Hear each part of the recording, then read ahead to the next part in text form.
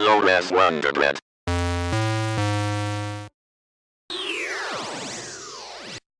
Fucking dick! It's fucking simple. Fuck my ass. It's where you fucking lay down flat on the ground, and then you let your boner lift you up off the ground. The other ladies don't really like the hard fuck. I could have made a total ass of myself. A junior Western bacon sham trying to watch my figure. Slow down, I'm gonna spurt. Sorry.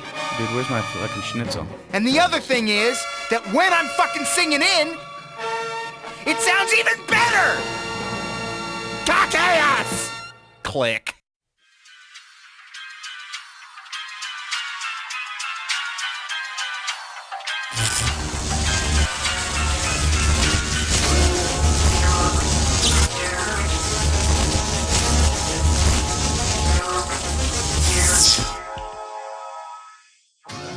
The early aughts were a rough period for DC Comics superhero films.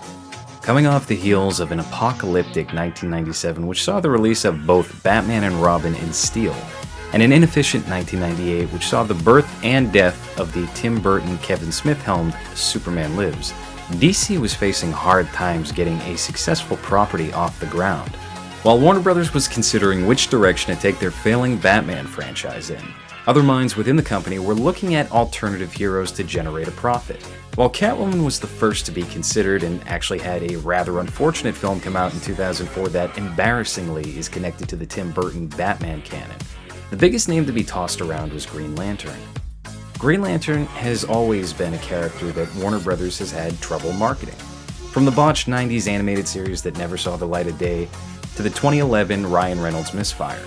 Even now in 2018, they continue to struggle to come up with a clever spin on this character that will appeal to a mainstream audience. As early as 2002, executives were considering greenlighting a film starring the Emerald Knight. During this time period, the general consensus had been that serious superhero films had, for the most part, run their course. X-Men and Spider-Man, while dark compared to the likes of Catwoman, were still considerably light compared to the genre's launch point. In 2006, Warner Bros. Decided to hire one of Saturday Night Live's most respected writers, Robert Smigel. While his name may not be immediately familiar, you may recognize some of Smigel's landmark characters, such as the ambiguously gay duo and Triumph the Insult comic dog. Smigel was apparently somewhat of a Green Lantern fan and based the story of his script around Green Lantern Emerald Dawn issues 1 and 2. For me to poop on! Except there was one key difference. There was no Hal Jordan. The character of Hal Jordan was looked at as too bland for film by Robert Smigel and the producers. They faced the same complications that filmmakers have recently with Superman. Jordan was simply too clean-cut and didn't offer much room for them to maneuver. So Smigel created a brand new character for the script, one that could easily fit into the comedic tone of his Green Lantern.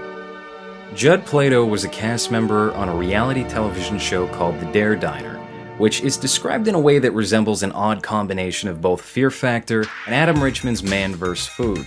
Abin Sur is ready to grant the ring, which is supposed to go to the most fearless Earthling, to an older missionary woman delivering medicine to pregnant women in Africa, when, somewhere in the Hollywood Hills in front of several TV cameras and a studio audience, Judd downs a severed coyote head, fur and all, and wins the Dare Diner.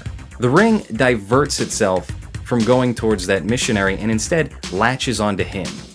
The entire sequence is written in a way that it could be mistaken for a Looney Tunes bit, and yet it's not funny. This is a recurring trend with the script. Smigel offers lazy critiques of pop culture circa 2006 and the negative effects of reality television, and yet in spite of being one Paris Hilton cameo away from VH1 fodder, it's not an unbearable read. However, that perhaps speaks more to Smigel's abilities as a writer than the aesthetic quality of the content being scribed. So to touch back onto the note of Green Lantern being pop culture heavy, this texture to the film was seemingly contrived by the minds working for the studio at that time. The script was littered with references to music, film, and television, many of which were contemporary. At one point, Judd Plato summons a hologram of the Beatles to perform for him, and the villain of the piece Sinestro uses Flavor Flav as a reference to show how humanity has started to decay. Warner Brothers, for some reason, was also interested in pushing for a Britney Spears cameo. Smigel took note of the bullet points that WB had offered prior to scripting and jumped right into it rather than resisting. One thing that both Smigel and the studio shared interest in was the casting of Judd Plato. They were both seemingly on the same page when it came to designing a protagonist that one of America's then hottest comedians could portray. Jack Black was coming in hot off of Peter Jackson's King Kong and Richard Linklater's School of Rock when the offer came in. After meeting with Smigel and being presented with the first draft of the script, which wound up leaking online years later, Black rejected the offer and stated that he wasn't interested in starring in a comic book property of that sort. Smigel, however, was persistent and presented Black with a new version of the script a month or so after their initial meeting. While nobody knows what the differences were between that script and the leaked first draft, the changes were significant enough to make Black reconsider and sign on to the project, but not without a couple of caveats. Black would not only star as the titular character, but would produce the film and also have a say in who was hired to direct. Eventually, enthusiasm about the project petered out. The public reception towards Batman Begins in 2005 was perhaps warmer than Warner Bros. Expected, and although Superman Returns the year following received middling reviews, there was undeniably a new superhero boom on the horizon. Audiences wanted serious heroes with real stakes and hard storylines. Naturally, the executives started getting cold feet about just how comedic this Green Lantern script was. Before giving up all hope on the script and nixing it, Robert Smigel was asked by the studio if he could alter the hero in it, as in, could he change Green Lantern into a brand new hero made up for the film and abandon every comic book element in place? Smigel, sensing that the film's time was coming to a close, argued that it was impossible, and having read the script myself, I can confirm that to be true. While Green Lantern would have been flooded with pop culture references, there were also a lot of ties to the DC universe. Although on the surface this appeared to be another character cash grab like Catwoman, there was actually a knowledge and a reverence for the Green Lantern mythos within the screenplay. Unfortunately, it wouldn't have gone over well with fans to see these characters brought to the big screen for the first time in such a comedic fashion, battling a giant Pikachu. Oh, right, did I forget to mention that? In the final moments of the film, Legion, the supervillain from Emerald Dawn, takes the form of a giant Pikachu asteroid hurtling towards the Earth and set to cause unimaginable destruction. So Judd, our Green Lantern, sings to himself for a moment and attempts to conjure up a way to save the planet. How does he do it? Get ready for it. Are you ready? He calls upon Superman.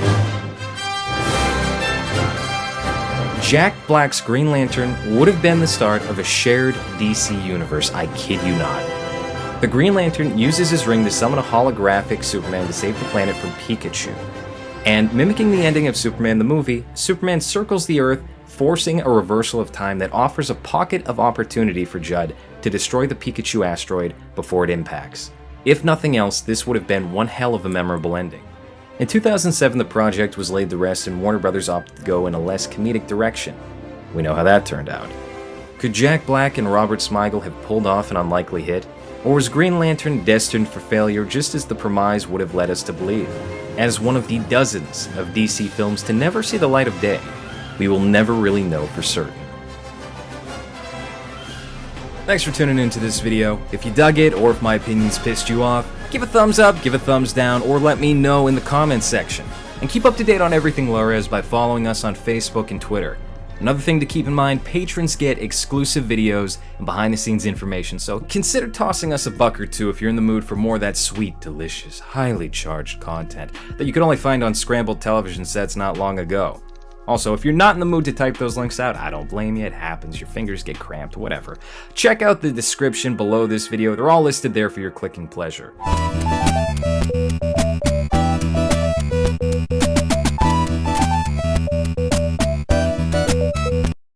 Hello, it is I, Cybernetic Hebert of the year 2000, here to give you my take on both Martin Campbell's Green Lantern, which starred Ryan Reynolds and released in 2011 on Earth 1, and Todd Phillips' Jack Black starring film of Green Lantern, released in 2006 on Earth 14. Green Lantern presents yet another case of a human being given the responsibility of leading the battle of good versus evil, or, in this case, of the will versus fear. We learn that an ancient race of aliens has divided the universe into segments to enforce peace, but is being resisted by an alien named Parallax, who went off on his own, committed the sin of pride and became a prince of darkness. I reviewed this heaping pile of redundant lunacy while I was alive, and it was one of the biggest regrets of my film career. In death, I have learned to appreciate it, knowing what kind of alternative path the superhero genre may have taken. With my computed results given by my internal silicon matrix, I have not only bore witness to a simulation of Jack Black's Green Lantern, but what had unfolded as a direct result of it. Imagine, if you will, a Justice League film in which Jack Black, Halle Berry, Nicolas Cage, and Keanu Reeves headline. And if you think that sounds fun in a so bad it's good sort of way, I hate to break it to you, but you are the cis puss of our society. Not only was Jack Black's Green Lantern similar in tone to 2005's Fantastic Four, it was full of crude slapstick and misogynistic humor. A combination of that, and weak CGI, make it the perfect treat for 6 to 9-year-olds. I give it a thumbs down.